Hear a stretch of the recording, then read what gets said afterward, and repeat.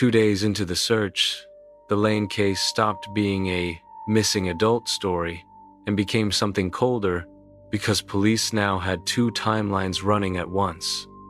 The public one, search parties, posters, community prayers, and Evan's private one, filled with appointments and planning that only made sense if you already knew the ending. Detectives subpoenaed phone records and bank activity and saw that Marissa had used her card once the day before she disappeared, and that was the last time. Her phone stopped moving at 8:10 a.m., not miles away, but still in the neighborhood, like it never got farther than the edge of town. Meanwhile, Evan's activity spiked: calls, emails, deleted searches. So detectives pulled his digital history and found something that made their skin tighten. In the week leading up to Marissa's disappeared, Evan searched phrases like "how long before someone is legally dead," "missing spouse," "funeral planning," "can a husband claim his wife's inheritance if she is missing before it came in," repeating them late at night, the same way anxious people repeat prayers. They also discovered Evan had emailed a florist 48 hours before Marissa went missing asking about white lilies and funeral sprays, claiming he was planning ahead for a family event. Then he walked into the funeral home less than 72 hours after Marissa vanished, and made the booking official, choosing a service time, selecting music options, asking whether it could be private.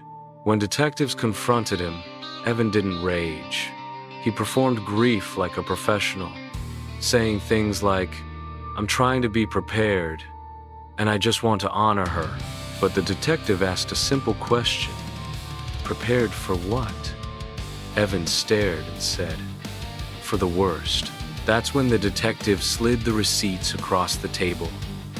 Funeral flowers, rental inquiry, printed service program template, and asked the second question: "If you believe she's alive, why are you planning her funeral?" Evan's jaw tightened, and his answer was too practiced: "Because I love her." The detective didn't blink. He asked Evan where he was the morning Marissa disappeared. Evan said he was home, working, and his laptop log supported it. Emails sent, files opened, yet a neighbor's doorbell camera told a different story. At 8:14 a.m., a figure wearing a dark hoodie carried something long and wrapped in a blanket from Evan's garage to the trunk of Marissa's car, moving quickly, looking around, and the figure's build matched Evan. Police enhanced the footage and saw a flash of white, a jacket sleeve, like Marissa's favorite coat, the one her sister said she never left behind. When Evan was confronted again, he changed strategies, blaming Marissa's mental state, claiming she was unstable, suggesting she ran away, anything to shift the narrative into a voluntary disappearance. But detectives spoke to Marissa's sister, her friends, her co-workers, and nobody described a woman planning to vanish. They described a woman excited about next week's school event. Her sister told them she would never leave her medication behind, or not tell her she was leaving. She recently said, "If anything happens to me, don't believe the first story you hear." Then the biggest break hit. A tow yard employee called police saying something weird had happened the day Marissa's car was found. Evan had shown up before anyone contacted him, asking if her car had been towed, asking what condition it was in, asking what was inside, as if he was trying to retrieve something before police could find it.